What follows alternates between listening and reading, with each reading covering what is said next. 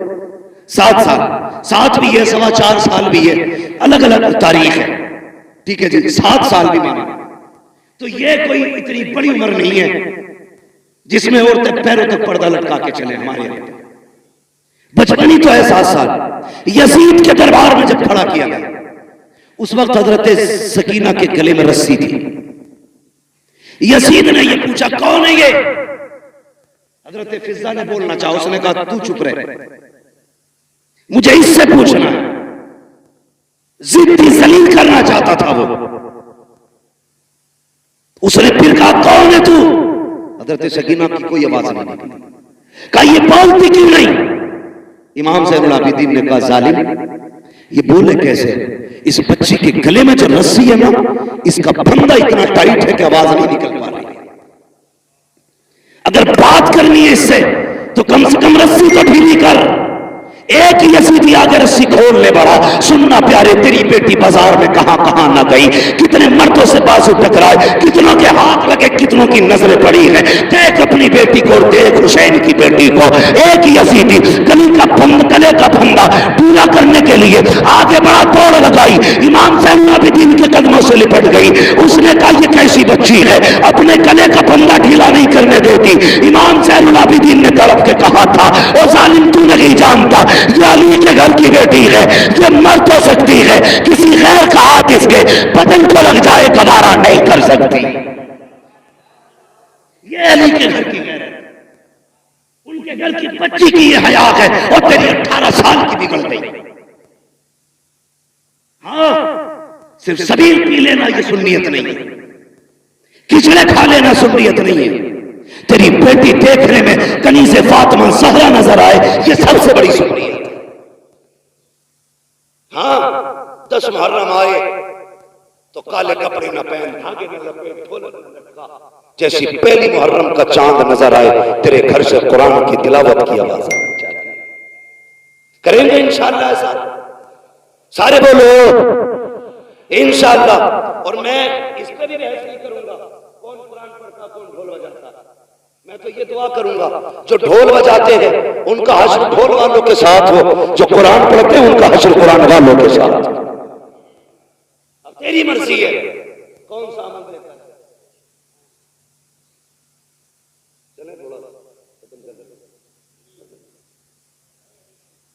توجہ ہے آپ لوگوں کی؟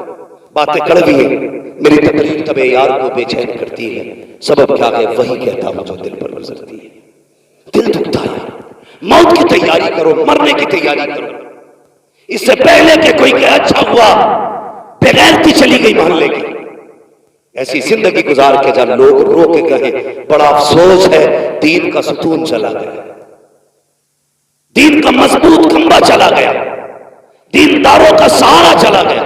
ایسی زندگی گزار کے جا، پھر دیکھ تو بعد میں آئے گا مدینے والا تیری قبر میں پہلے آ جائے. ہاں کم سے کم ان کے ہو کے تو جیو. آج بے پردگی دیکھو اور کل کا پردہ. اللہ توفیق دے. سب سے زیادہ ضروری ہے اس وقت پردے کو عام کیا جائے، پردے کو عام کیا جائے. ابھی کئی لڑکیاں جو مرتد ہوئی ان کے حوالے سے لوگوں نے کہا کہ دیکھو یہ جتنی بھاگ رہی ہیں نا غیر مسلموں کے ساتھ یہ ساری پردے والی ہوتے جا رہی ہیں. میں نے کہا تو نے غلط سوچا اور سمجھا بھی غلط ہے. یہ جتنی بھاگ رہی ہے نا یہ پردے والی نہیں، یہ ساری بے پردہ. تم نے نہیں دیکھا فلاں اسکوٹی پہ نقاب میں تھی، فلاں ہوٹل میں نقاب میں تھی، اس روڈ میں نقاب میں تھی، فلاں جگہ نقاب میں تھی.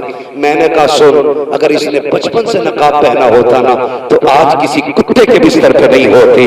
آج یہ اپنے عیب کو چھپانے کے لیے نقاب کا سہارا لے رہی ہے. کیا یہ اچھا ہوتا اس نے بچپن سے نقاب پہنا ہوتا؟ خدا کی قسم یہ ناپاک کے بستر پہ نہیں ہوتی، یہ بھی جنتی ہوتی اور جس کے بستر پہ جاتی وہ بستر بھی جنتی کا بستر ہوتا. مگر ہوا پرورش غلط کی، لقمے حرام کے کھلائے گئے، اولاد کو دین شریعت نہیں بتائی گئی، اس لیے اسے بھگوان خدا میں فرق نہیں. خیالی باتیں لگی اسے جنت کی. اور ہماری ابھی ٹوپیاں نیچے نہیں ہوئی، ہم ابھی بھی ٹانگیں کھینچ رہے ہیں، ایک دوسرے کو ذلیل کرنے پہ لگے. بچاؤ یار امت کو، امت ڈوب رہی ہے. اللہ توفیق دے تو ایک دوسرے کا سہارا بنو، سہارا بنو. اور تم سے گزارش ہے دل تو تب دکھتا ہے جب سگا چچا یتیم بھتیجیوں کی زندگی میں آگ لگاتا ہے. یہ بھی ہمارے معاشرے کا ایک طرح ہے. سگا چچا بھتیجیاں یتیم ہو گئی، باپ نہیں ہے اس کے لیے اس سے بڑا اور کیا غم ہوگا، مگر جب اس کی بیوہ ماں کسی تن چتن سے بیٹی کا رشتہ کرتی ہے اپنے رشتے کے اندر، تو سگا چچا فون کر کے کہتا جی تم نے ایسے ہی رشتہ کر لیا، مجھ سے پوچھا تک نہیں، کل کچھ مت کہنا مجھ سے، یہ کہہ کے فون کاٹ دیتا. بس اتنا کافی ہوتا ہے ایک یتیم بیٹی کی زندگی میں ایک اور طوفان آ جاتا ہے. میں ان چچاؤں سے گزارش کروں گا اگر یتیم بیٹی کا سہارا نہ بن سکو تو کم سے کم ان کی مصیبت کا سبب بھی نہ بنو. جیسے تیری اپنی بیٹی ویسے تیرے بھائی کی بیٹی ہے. آج تیرا بھائی نہیں تو تیری ذمہ داری ہے.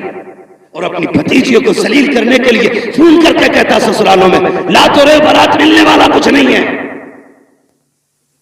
شرم آنی چاہیے.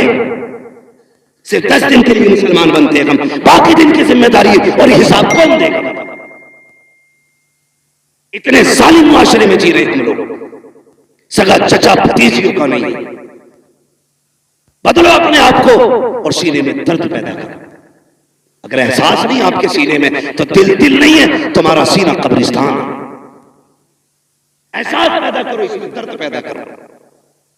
فرمایا گیا اگر تیرا دل پتھر ہے تو 2 کام کیا کر، نمبر 1 قرآن پڑھا کر، نمبر 2 یتیموں پر شفقت کیا کر. تیرا دل نرم ہو جائے. لیکن دل پتھر ہو گئے کوئی مسئلہ نہیں ہے، کوئی مطلب نہیں. خدا کی قسم پردہ سمجھنا تو تجھے بتاؤں پردہ ذرا کہہ دے یا رسول اللہ. میں ساری بات علی کے گھر سے کر رہا ہوں، حضرت علی کے گھر سے. اللہ کا شکر ہم بریلی والے، ہم حضرت علی کو بھی مانتے ہیں، حضرت عثمان غنی کو بھی مانتے ہیں، حضرت عمر کو بھی مانتے ہیں، حضرت ابوبکر صدیق کو بھی مانتے ہیں. ہم سب کو مانتے ہیں اس لیے کہ ہم بریلی والے. اور اعلیٰ حضرت نے تو ہمیں ایک سبق دے دیا، اہل سنت کا ہے بیڑا پار اصحاب نجوم، نجم ہے اور ناؤ ہے اطرت رسول اللہ کی. ہاں بھائی اپنے آپ کو بدلیں اور کوشش یہ کریں کہ ایک دوسرے کا درد بانٹیں گے. کسی کی بیٹی کے کپڑے نہیں نوچیں گے، کسی کو ذلیل نہیں کریں. اگر مدد نہ بھی کر سکتے تو کسی سے خوشیاں نہیں چھینے. کسی کو یتیم دیکھا کرو، شکر ادا کیا کرو اور اپنی بچی سمجھ کے اس کے سر پہ ہاتھ رکھا کرو. یہ سوچا کرو اس کی جگہ پہ میری بیٹی بھی تو ہو سکتی تھی، بھائی کی جگہ پہ میں بھی تو قبر میں ہو سکتا تھا. کبھی بھی یتیم بھتیجیوں کو اپنی بیٹیوں سے الگ نہ سمجھنا. کیونکہ ہمارے دین نے ہمیں کیا کہا؟ فرمایا اگر باپ نہیں ہے اور تو چاہتا باپ کی خدمت کا اللہ تجھے ثواب دے، فرمایا پھر چچا کی خدمت کیا کر. رب نے باپ کے قائم مقام چچا کو رکھا ہے تو پھر چچا کی ذمہ داری نہیں ہے بھتیجیوں کا خیال رکھے؟ بولو ہے کہ نہیں؟ ذمہ داری ہے نا پھر چچا کی کہ بھتیجیوں کا وہ خیال رکھے. پردہ دے کے اللہ اکبر.